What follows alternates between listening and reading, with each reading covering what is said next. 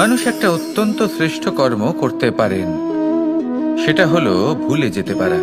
আর সেটা বরদানের চেয়ে কম কিছু নয়। মানুষকে যখন কোনো কারণে নিজের প্রিয়জনদের থেকে দূরে যেতে হয়, তখন মনে দুঃখ জাগ্রত হয়। তিনি সেই দুঃখকে ভুলতে পারেন। কখনো কোনো সম্পর্ক থেকে যদি দুঃখ পেয়ে থাকেন, তখন সেই দুঃখকে ভুলতে পারেন।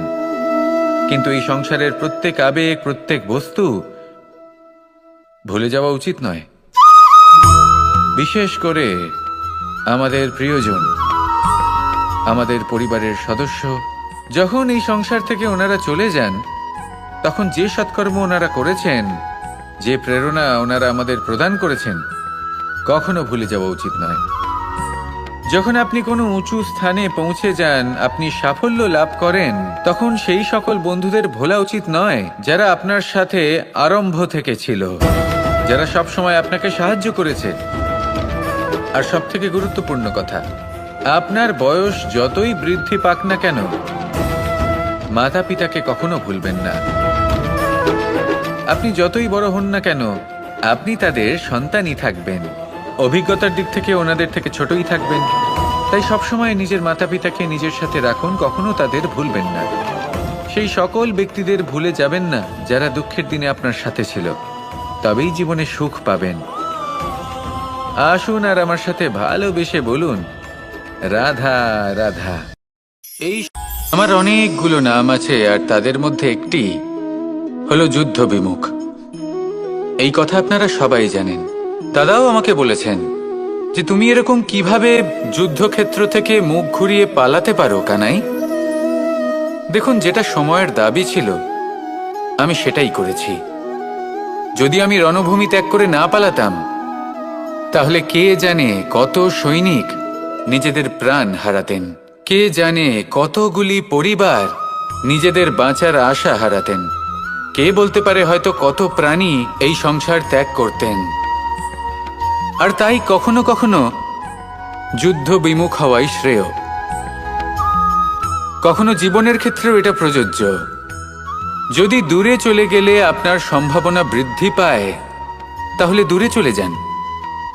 দূরে চলে যান সেই সকল ব্যক্তিদের থেকে যারা কথায় কথায় আপনাকে অপমান করেন, আপনার নিন্দা করেন, আপনাকে বাধা দেবার চেষ্টা করেন, আপনাকে ছোট করেন।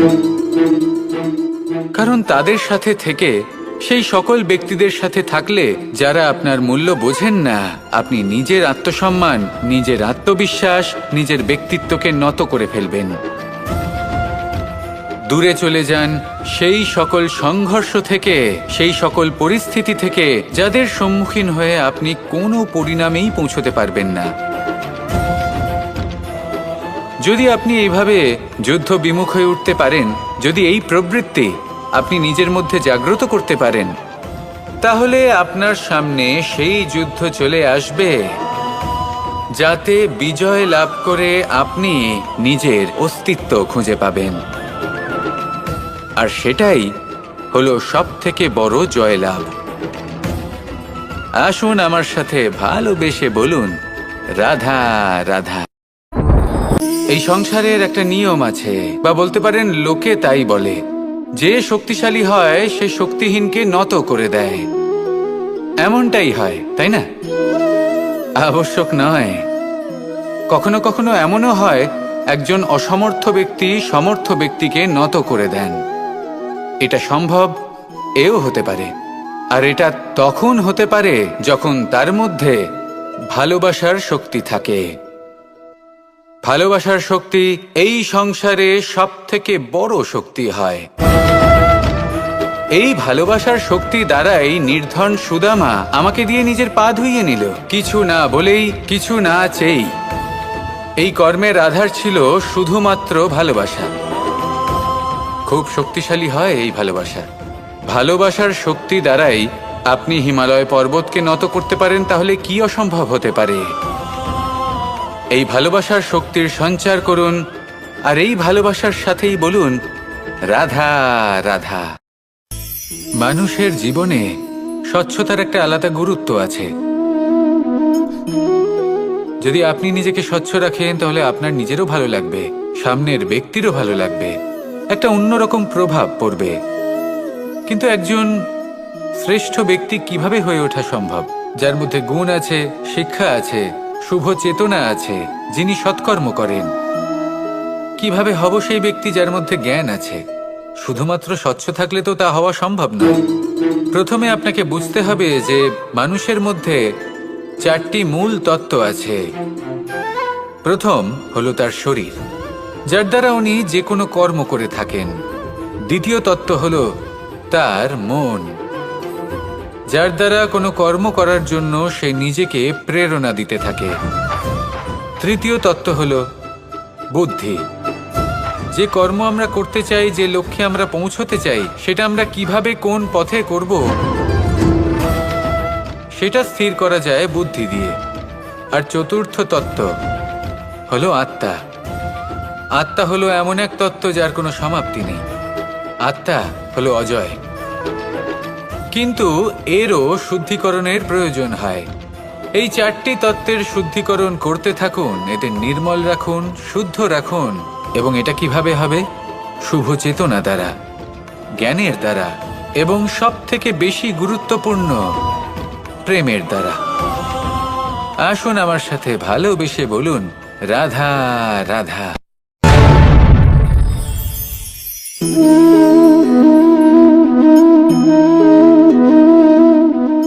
জল এই সংসারের সমস্ত প্রধান তত্ত্বের মধ্যে একটি। এই জল যে কোনো জ্বালা দূর করে, আগুনকে নিভিয়ে দেওয়ার ক্ষমতা রাখে, অবিরল অবিচল ভাবে প্রবাহিত হতে পারে, একে কেউ বাধা দিতে পারে না। এর পথে বাধা সৃষ্টি করলে নিজের পথ নিজেই খুঁজে নেবে, বা সে নিজেই নিজের পথ বানিয়ে নেবে, কিন্তু কখনো থামবে না। এই জল হলো মহান, আর এর একটা মহান গুণ আছে, এর নিজস্ব কোনো রং নেই। কিন্তু যখন মেঘ থেকে বৃষ্টিরূপে পৃথিবীতে ঝরে পড়ে, তখন সমস্ত সংসারকে রঙিন করে তোলে। যেখানে খরা হয়েছে সেখানে শ্যামল করে তোলে। যে স্থান শ্যামল, সেখানে ভিন্ন ভিন্ন প্রকারের পুষ্প ফুটিয়ে তোলে। এই জল, এই জলের মতন আমাদের হতে হবে। ওর যেমন কোনো রং নেই, আমাদেরও যেন কোনো অহংকার না থাকে। শুধু কর্মের এই ধারাতে বইতে থাকুন, এই সংসারের মঙ্গল করতে থাকুন, শ্রেষ্ঠ কর্ম করতে থাকুন। এই সংসারকে এটা বলার কোনো প্রয়োজন নেই যে আপনি কে। আপনি যদি কর্ম করতে থাকেন, তাহলে এই সংসার নিজে থেকেই আপনার মূল্য জানতে পারবে। আর তখন এই মন প্রসন্ন হয়ে বলবে, রাধা রাধা। একদিকে হলো আঙুর, আর অন্যদিকে কিশমিশ। দেখতে গেলে এই দুটোই সবারই খুব প্রিয়। শিশু হোক, যুবক হোক, বা কোনো বৃদ্ধ ব্যক্তিই হোক না কেন। আর দেখতে গেলে এই কিশমিশ, এটা আঙুর থেকেই আসে, তারই অন্য একটি রূপ। কিন্তু কখনো হাটে যান আর গিয়ে জিজ্ঞেস করুন যে এই কিশমিশ আর আঙুর, এই দুইয়ের মধ্যে অধিক মূল্য কার? আপনিও নিশ্চয়ই জানবেন যে কিশমিশের মূল্য আঙুরের থেকে অনেক গুণ বেশি। এবার এরকম কেন হয়? এর পেছনে কি কারণ থাকতে পারে? একদিকে হলো সেই আঙুর যা টাটকা অবস্থায় গাছ থেকে পেড়ে খাওয়া যায়, আর অন্যদিকে হলো কিশমিশ যাকে মাসের পর মাস রোদে ফেলে রাখা হয়। একদিকে আঙুর যা কিনা অত্যন্ত রসালো, আর কিশমিশে কোনো রসই নেই। একটি হলো অত্যন্ত কোমল এবং সুন্দর, অন্যটি অমসৃণ এবং তাতে বিন্দুমাত্র সৌন্দর্য নেই, তাও তার মূল্য বেশি। এইসব কেন হয়? এই কারণেই হয় কারণ সেই আঙুর অনেক মাস পর্যন্ত রোদ সহ্য করে থাকে, কষ্ট সহ্য করে থাকে, তবেই সেই আঙুর কিশমিশে পরিণত হয়।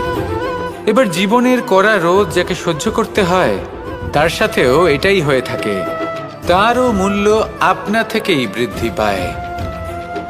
আপনার জীবনে আপনার গুণ, আপনার প্রতিভা, তা অত্যন্ত গুরুত্বপূর্ণ। কিন্তু যখন আপনি অভিজ্ঞতা লাভ করেন, তখনই সেই অভিজ্ঞতা আপনার গুণ এবং প্রতিভাকে আরও অনেক বেশি শ্রেষ্ঠ করে তোলে। তাই জীবনের কঠোর রোদের মধ্যেও দাঁড়িয়ে থাকাটা শিখে নিন, সাহসের সাথে কঠিন পরিস্থিতির সম্মুখীন হওয়াটা শিখে নিন। ঠিক এইভাবেই অভিজ্ঞতা লাভ করতে হয়। আর এই অভিজ্ঞতা আপনার মূল্য বৃদ্ধি করতেই থাকবে। আর তখন এই মন প্রসন্ন হয়ে বলবে, রাধা রাধা। আমাদের সকলের জীবনেই দুই ধরনের ব্যক্তি থাকেন, বন্ধু এবং শত্রু।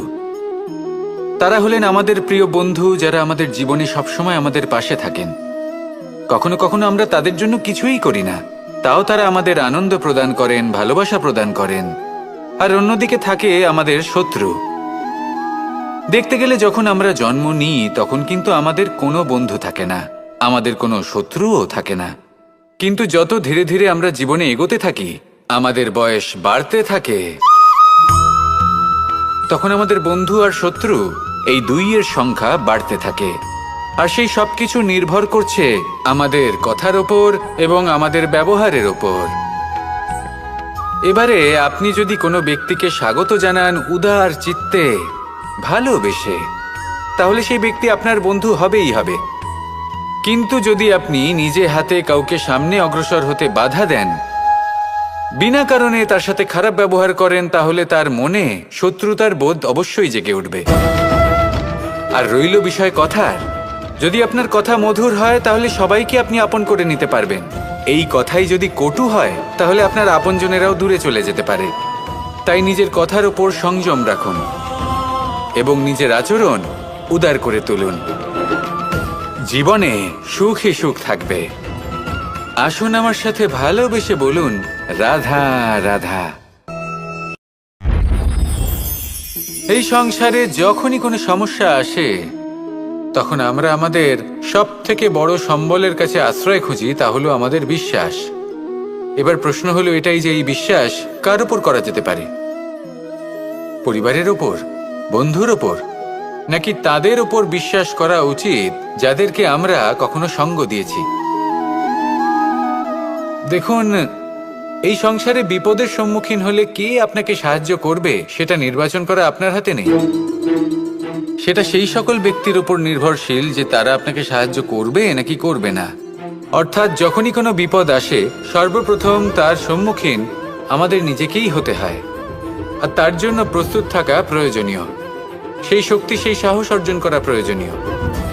দেখুন, যখনই অন্ধকার আসে তখন সবার আগে কে আপনাকে ত্যাগ করে চলে যায়? আপনার নিজেরই ছায়া। এই অন্ধকারের সম্মুখীন হতে হয় অন্তরের প্রদীপের দ্বারা, অন্তরের আত্মা দ্বারা। তবেই আপনি অন্ধকারের ওপর জয়লাভ করতে পারবেন। সেই জন্য যে বিপদই আসুক না কেন, নিজেকে তার জন্য প্রস্তুত রাখা উচিত। সেই সাহস নিয়ে আসুন। এমন কোনো বিপদ নেই যা আপনাকে ভেঙে দিতে পারে। আসুন আমার সাথে ভালোবেসে বলুন, রাধা রাধা। এই সংসারে সব থেকে ভয়ানক এবং গভীর অন্ধকার কোনটা? সেটা যখন মেঘ সূর্যকে ঢেকে দেয় এবং সংসার অন্ধকারাচ্ছন্ন হয়ে ওঠে, নাকি তখন যখন সূর্যাস্তের সময় ঘনিয়ে আসে, সূর্য ঢলে যায় এবং এই সংসারে অন্ধকার ছেয়ে যায়, নাকি সেই অমাবস্যার রাত্রি যখন চতুর্দিকে ঘন অন্ধকার থাকে এবং চন্দ্রমার প্রকাশ কোথাও থাকে না? না, এই সংসারে সব থেকে বেশি ভয়ানক অন্ধকার হলো মানসিকতার অন্ধকার। মানসিকতা খুব গভীর একটা বিষয়। এই মানসিকতাই সত্যের রূপ ধারণ করে এবং আমাদের এই মানসিকতা এবং বিবেকে একটা সূর্য থাকে। যদি আমরা এটা জীবন থেকে বের করে ফেলি তাহলে নিরাশা, হতাশা, অসফলতা এর এমন এক ঘন অন্ধকারে আমরা ফেসে যাব যে তার থেকে বাইরে বের হওয়া প্রায় অসম্ভব ব্যাপার হয়ে দাঁড়াবে। বড়ই কঠিন হয় সেই সময়। সেই জন্য ইতিবাচক মনোভাব থাকা খুব প্রয়োজনীয়। এটা ভাববেন না যে এটা আমার সাথে কেন হলো, এই সমস্যা কেন এলো, ওই ব্যক্তি আমার সাথে এটা কেন করলেন। এটা ভাবুন যে আমি জীবনে যে পরিস্থিতিতে দাঁড়িয়ে আছি তার থেকে আমি ঠিক কিভাবে বাইরে বেরোতে পারবো। যতই ঘন অন্ধকার থাকুক না কেন, খুব ছোট একটা প্রদীপের প্রকাশ আমাদের পথপ্রদর্শক হয়ে দাঁড়াতে পারে। আর আমাদের জীবনে এই ছোট্ট একটা প্রকাশ হলো আশা। এই আশার একটি কিরণ আমাদের অত্যন্ত গাঢ় অন্ধকারেও পথ দেখাতে পারে। তাই এই আশাকে সবসময় মনে প্রজ্বলিত করে রাখুন। গাঢ় থেকে গাঢ় অন্ধকারের সাথে, কঠিন থেকে কঠিনতর সমস্যার সাথে লড়াই করুন, সামনে এগিয়ে চলুন, আর আমার সাথে ভালোবেসে বলুন, রাধা রাধা। শত্রুতা। একজন মানুষ অন্য মানুষের সাথে শত্রুতা করে বসেন। দুজন ঘনিষ্ঠ বন্ধু, এমনও এক সময় আসতে পারে যখন এনারা একে অপরের শত্রু হয়ে ওঠেন। এর অনেকগুলো কারণ হতে পারে, কিন্তু মূল কারণ হলো আলোচনা। আগে হ্যাঁ, আপনি যদি কারোর বিষয়ে আলোচনা করেন তাহলে সে আপনার শত্রু হয়ে যেতে পারে। এবার মনে একটা প্রশ্ন আসতে পারে যে এটা কিভাবে সম্ভব হতে পারে? আলোচনা, এটা তো অত্যন্ত জরুরি। যদি আমি নিজের বন্ধুর খারাপ কাজের বিষয়ে আলোচনাই না করি তাহলে সে শুধরবে কি করে? এ কথা সত্যি যে আলোচনা আবশ্যক, কিন্তু তার থেকেও বেশি গুরুত্বপূর্ণ এবং আবশ্যক হলো আপনার এই সিদ্ধান্ত এটাই যে আপনার এই আলোচনা কোন স্থানে করবেন। যদি এটা সবার সামনে করবেন ভাবেন, তাহলে তা অপমানও হয়ে যেতে পারে। যদি এটা আলাদাভাবে করেন তাহলে তা পরামর্শ হয়ে যায়। অপমান কেউ স্বীকার করতে পারেন না, কিন্তু পরামর্শ সকলের ভালো লাগে। তাহলে যদি আপন কারোর জন্য ভালো কিছু চান, কাউকে শুধরে দিতে চান, আর আপনার মনে হয় আলোচনা আবশ্যক, তাহলে সর্বপ্রথম সময়, পরিস্থিতি আর স্থানের কথা মনে রাখবেন। নয়তো এই আলোচনা আপনাকে খুব ভোগাতে পারে। তাহলে আসুন আমার সাথে ভালোবেসে বলুন, রাধা রাধা। আপনার জীবনেও কি সমস্যা রয়েছে? অবশ্যই থাকবে। প্রত্যেকের জীবনেই সমস্যা থাকে। প্রত্যেক মানুষ জিজ্ঞাসাও করেন যে এই সমস্যা আসলে কি আর কেন আসে জীবনে। আপনাকে একটা কথা বলে দিই যে সমস্যা আসলে সেটা নয় যা আপনার পথে বাধা সৃষ্টি করে, বরং সমস্যা হলো সেটাই যেটা আপনি তখন দেখতে পান যখন আপনার একাগ্রতা আপনার পথ থেকে, আপনার লক্ষ্য থেকে সরে যেতে থাকে। আর এই সমস্যাগুলি দূর করার জন্য, এর সমাধান করার জন্য একটাই পথ আছে। নিজের সমস্ত ভাবনা আরো একবার একাগ্র করুন নিজের পথের দিকে, নিজের লক্ষ্যের দিকে। আপনার সমস্ত ভাবনা যদি কেন্দ্রীভূত হয় নিজের লক্ষ্যে, তাহলে এই সমস্যা দূরে থাকবে। যদি এরকম না হয়, যদি আপনার মন একটু অন্যদিকে চলে যায়, তাহলে এই সমস্ত সমস্যা আবার সামনে চলে আসে আর বাড়তেও থাকে। দেখুন, যেখানে আপনার লক্ষ্য রয়েছে, বান যদি সেখানেই চালাতে হয়, তাহলে দৃষ্টি তো সেদিকেই রাখতে হবে। তবেই তো আপনি সেই লক্ষ্য ভেদ করতে পারবেন। সেই জন্য মনে রাখবেন, সর্বদা লক্ষ্য রাখবেন নিজের পথে, সেই পথেই সামনে এগোতে থাকুন নিজের লক্ষ্যের দিকে। আপনি যত সামনে এগোতে থাকবেন এই সমস্যা তত পিছিয়ে যাবে। তাহলে আসুন আমার সাথে ভালোবেসে বলুন, রাধা রাধা। এই পাখিরা সত্যি খুব সুন্দর, আমার খুব ভালো লাগে। আপনি নিশ্চয়ই শুনে থাকবেন যে কিছু পাখির কাছে ডানা অবশ্যই থাকে, কিন্তু উড়তে পারে না। তারা চায় উঁচু আকাশে উড়ে বেড়াতে এবং মেঘেদের সাথে কথা বলতে, করতেই পারে না। এবার এই সংসারেও পাওয়া যায় ঘুড়িও। এদের মধ্যে না জীবন আছে, না প্রাণ আছে, আর না আছে ডানা, কিন্তু এরা আকাশের সাথে কথা বলে, হাওয়ার বেগের সাথে কথা বলে, আনন্দ করে, উৎফুল্ল হয়ে ওঠে। আকাশে জীবনের কিছু মুহূর্ত কাটায়। তার কারণ কি হতে পারে? কারণ হলো সুতো। এই সুতো যদি সঠিক হাতে থাকে, তাহলে এই কাগজের তৈরি ঘুড়িও আকাশের উচ্চতায় উড়ে বেড়াতে পারে। এবার এই সুতো আসলে কি? এই সুতো হলো আসলে ভালোবাসা। এই সুতো হলো আসলে বিশ্বাসের, আর এটা আপনি দিয়ে থাকেন তাদের হাতে যাদের আপনি বিশ্বাস করেন, যাদের আপনি নিজের সর্বস্ব দিয়ে দেন। ভেবে দেখুন, এই ভালোবাসা আর বিশ্বাসের সুতো আপনি যদি সঠিক মানুষের হাতে দিয়ে দেন, তাহলে আপনি অনেক উচ্চতায় উঠতে পারবেন, আকাশের উচ্চতায় উড়ে বেড়াতে পারবেন, মেঘের সাথে কথা বলতে পারবেন, পাখিদের মতো উড়তে পারবেন, যা ইচ্ছে তাই করতে পারবেন। শুধু এই মানুষ সঠিক হতে হবে, এমন একজন মানুষ যার মনে আপনার জন্য ভালোবাসা রয়েছে, এমন এক মানুষ যার মনে কোনো স্বার্থ নেই, যিনি পরোপকারী, এমন একজন ব্যক্তি যিনি আপনার অস্তিত্বকে বাইরে নিয়ে আসতে পারবেন, তাকে উজ্জ্বল করে তুলবেন। তাহলে ভালোবাসুন, আনন্দ করতে থাকুন, আর এই আনন্দ সহকারে বলুন, রাধা রাধা। আমরা সকলে এমন ব্যক্তির সাথে থাকতে চাই যারা খুব মিষ্টি কথা বলেন, যাদের ব্যবহার আমাদের ভালো লাগে, যারা দেখতে সুন্দর হন, যাদের আমরা পছন্দ করি। আর সব সময় এমন ব্যক্তির থেকে দূরে থাকতে চেষ্টা করি যাদেরকে আমরা পছন্দ করি না, যাদের কথা আমাদের খারাপ লাগে, যাদের কথা একটু কঠোর হয়। আমরা সব সময় চেষ্টা করি এদের থেকে দূরে থাকার, ঠিক কিনা? কিন্তু যদি বাস্তবটা দেখি, তাহলে এই কঠোরতা জীবনে শান্তির প্রলেপ দেয়। ওষুধও একটু কড়াই হয়, কিন্তু এ কি করে? আমাদের সুস্থ করে তোলে। ঠিক সেইভাবেই ভালোবাসার এই অধ্যায় একটু কঠিন, একটু কড়াও মনে হতে পারে, কিন্তু এর ফল সবসময় আপনাদের স্বাস্থ্যের পক্ষে ভালোই হয়। সেই জন্য যদি কেউ আপনার নিন্দে করে, আপনাকে কড়া কথা শোনায়, আপনার ব্যাপারে আলোচনা করে, তার মানে এটা নয় যে সে আপনার শত্রু। হতে পারে তিনি আপনার বন্ধু হন, আপনার জন্য ভালো চান, আপনাকে শুধরে নিতে চান, আপনার মধ্যে কোনো পরিবর্তন দেখতে চান। সেই জন্য কখনো কারোর কথা শুনে বা কাউকে দেখে প্রাথমিকভাবে এই সিদ্ধান্ত নেবেন না যে তিনি আপনার শত্রু হন নাকি আপনার বন্ধু হন।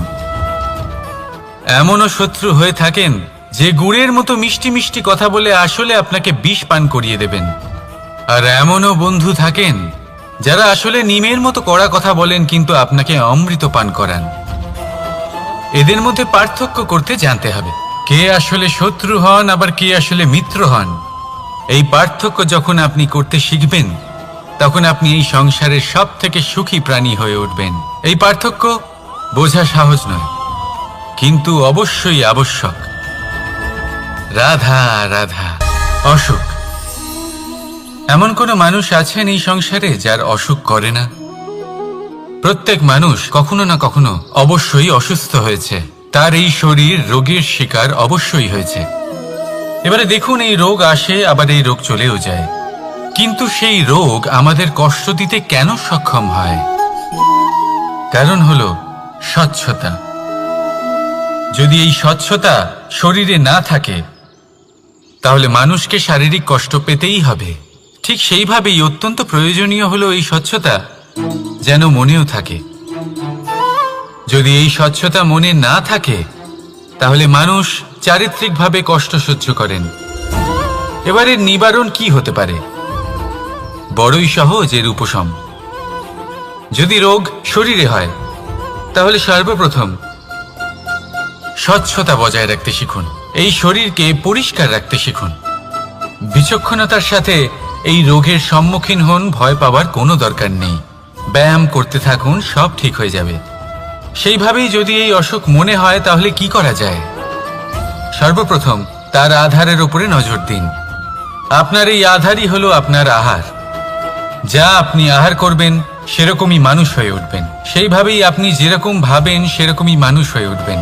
সেই জন্য নিজের ভাবনাকে শুভ করুন, নিজের দৃষ্টিভঙ্গিকে শুভ করে তুলুন, সব কিছু সঠিক হবে। আপনার আমার সবার মধ্যেই এক রাক্ষস বাস করে, তার সম্মুখীন হন, তাকে পরাস্ত করুন। তাহলে এই রোগ সে শরীরেই হোক বা মনের মধ্যে, যদি সঠিক সময় তাকে আটকানো না যায়, তাহলে যে কোনো সময় তা মহামারীর রূপ ধারণ করবে। সেই জন্য সাবধানে থাকুন, সুস্থ থাকুন। তাহলে আসুন, আমার সাথে ভালোবেসে বলুন, রাধা রাধা।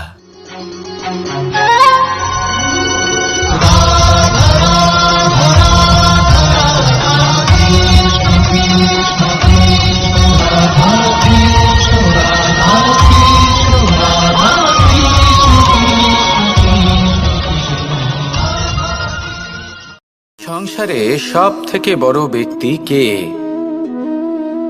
আপনি বলবেন এ কেমন ধরনের প্রশ্ন, কিন্তু এটা হলো সব থেকে উচিত প্রশ্ন।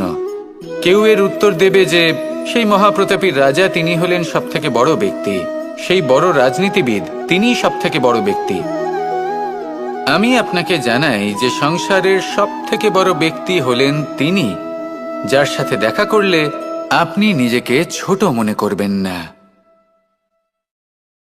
কোনো ব্যক্তি যিনি সব থেকে বেশি শক্তিশালী, আপনি যদি তার সামনে যান তাহলে উনি আপনার অন্তরের শক্তিকে বাইরে বের করে আনবে, আপনার অন্তরের লুকিয়ে থাকা শক্তিকে জাগ্রত করতে প্রেরণা প্রদান করবে। তিনি হলেন বড় ব্যক্তি, তিনি হলেন মহান ব্যক্তি। তিনি নন যিনি নিজের বল এবং ঐশ্বর্য দ্বারা আপনাকে তার সামনে ছোট প্রমাণ করবেন। এবং সেই জন্য মহাদেব আমার আরাধ্য হলেন আমার খুব প্রিয়। কারণ রাজা হোক বা ফকির, কেউ যদি ওনার সামনে যান তাহলে সে নিজেকে ছোট মনে করেন না। আপনিও যদি জীবনে অনেক বড় হতে চান তাহলে কাউকে কখনো নিজেকে ছোট মনে করতে দেবেন না। তার অন্তরে বড় হয়ে ওঠার প্রেরণা প্রদান করুন। আসুন আমার সাথে ভালোবেসে বলুন, রাধা রাধা। এই সংসারে সাফল্য লাভ করার জন্য জ্ঞানের প্রয়োজন হয়, পরিশ্রমের প্রয়োজন হয়, দৃঢ় নিষ্ঠার প্রয়োজন হয়, নিরন্তর চেষ্টা করা প্রয়োজনীয়।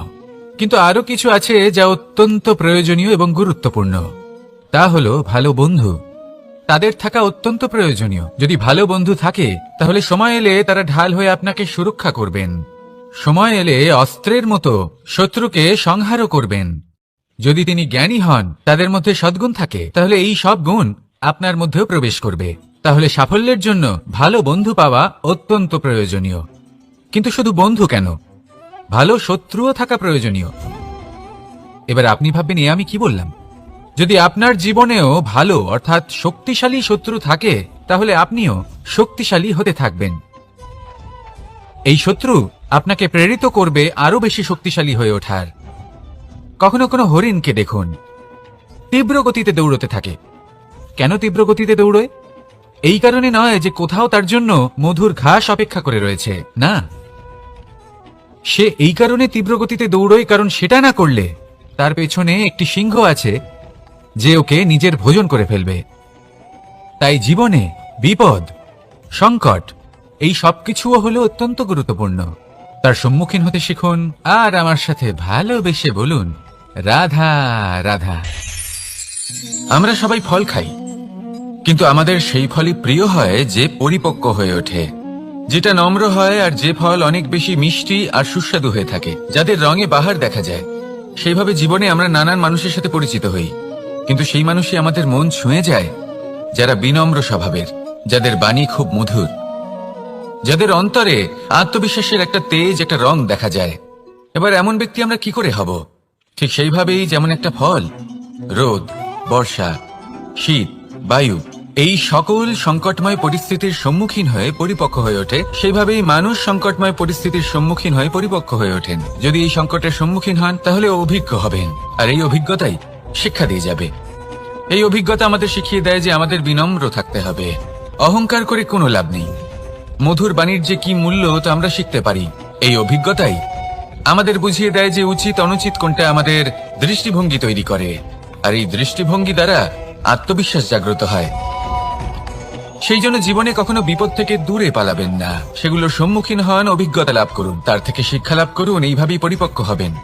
আসুন আমার সাথে ভালোবেসে বলুন, রাধা রাধা। ধন সঞ্চয় করা সম্ভব, আর সেই জন্য ধন সব থেকে বেশি মূল্যবান সম্পত্তি নয়।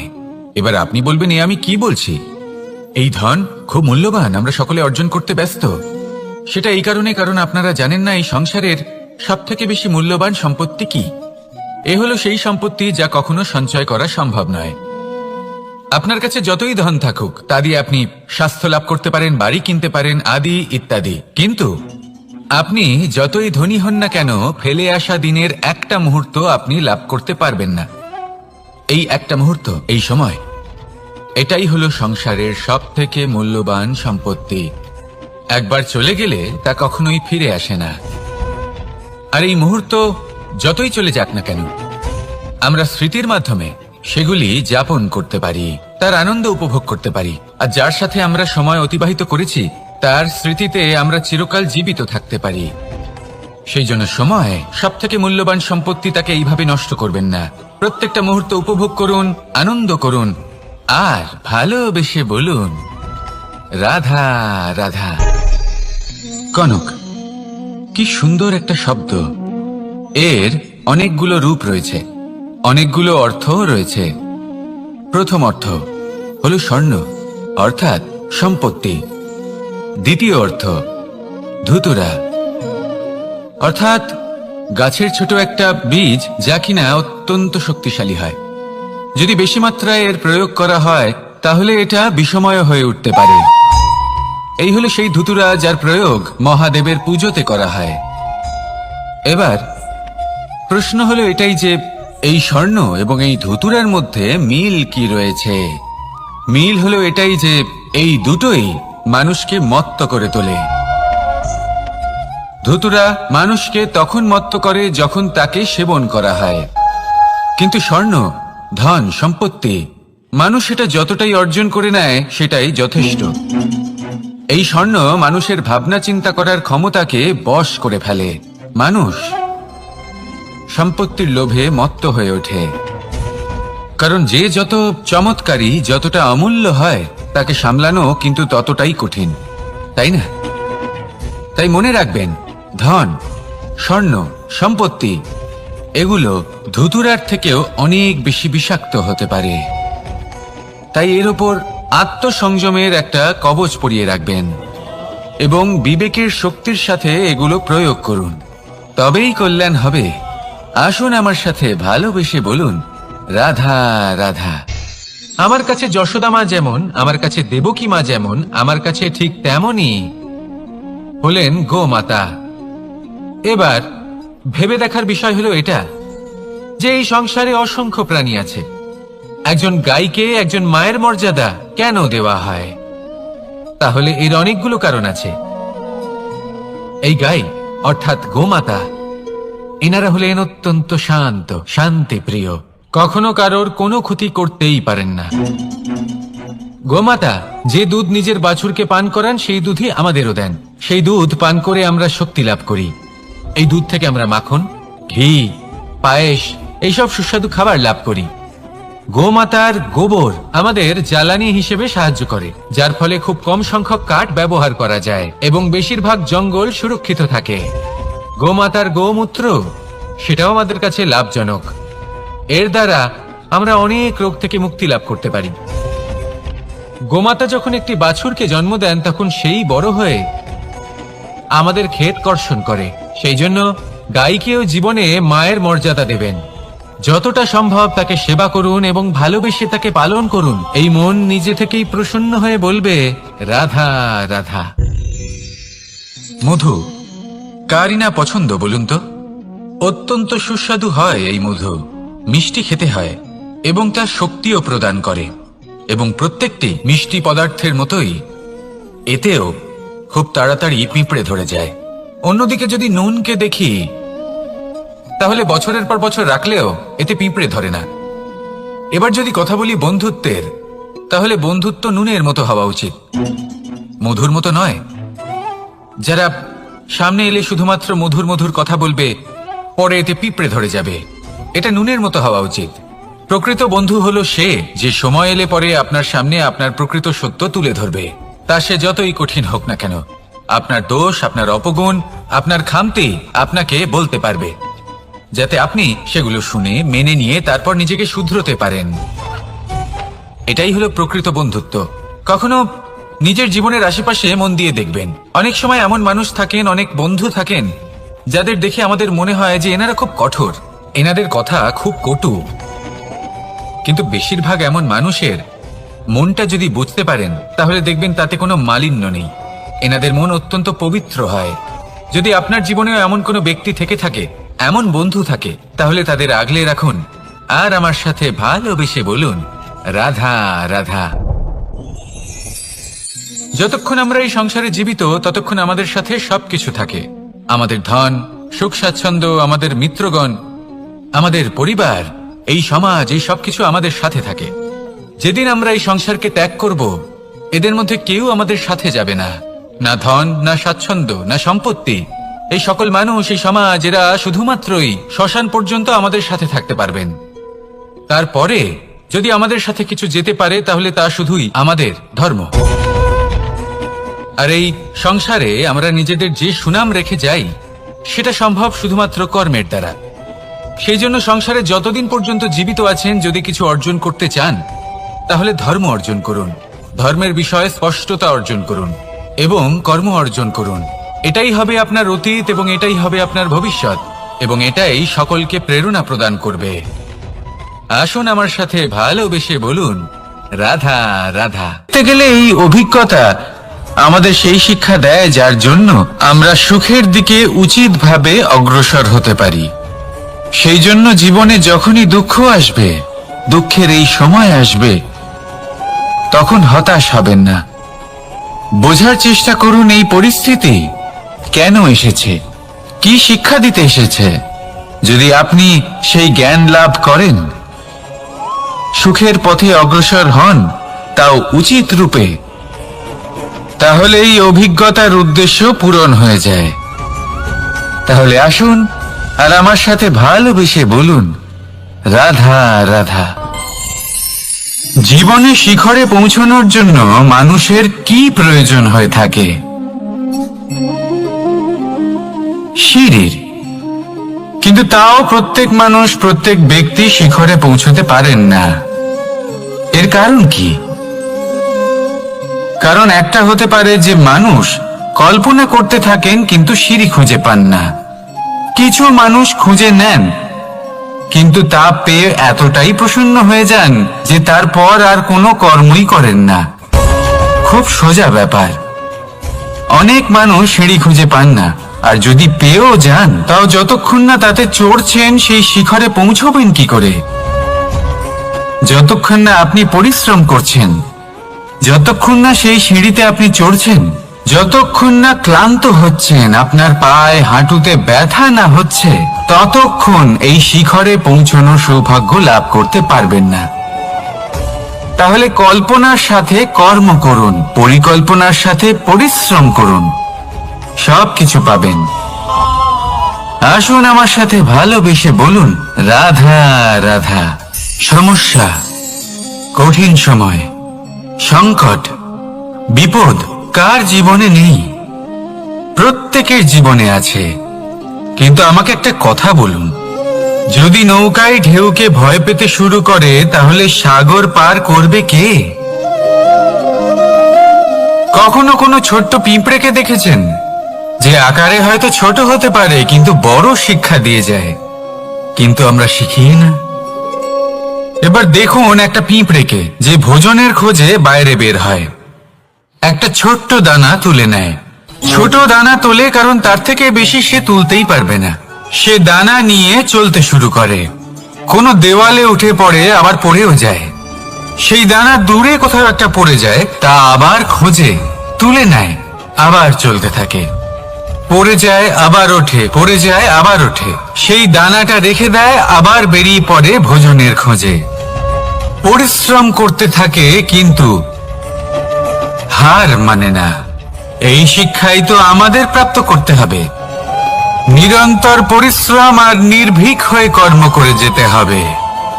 এটাই হলো সাফল্যের মাধ্যম, এটাই হলো জয়ের মন্ত্র, অচ্যুত অজয় অস্ত্র। তাহলে আসুন আর আমার সাথে ভালোবেসে বলুন, রাধা রাধা। আমরা সকলে চাই আমাদের জীবনে সাফল্য আসুক। আমরা চাই যে এই সংসারে আমাদের খ্যাতি ছড়িয়ে পড়ুক। আমরা চাই যেন আমরা আলোচিত হই। কিন্তু শুধু চাইলেই কি যায় আসে?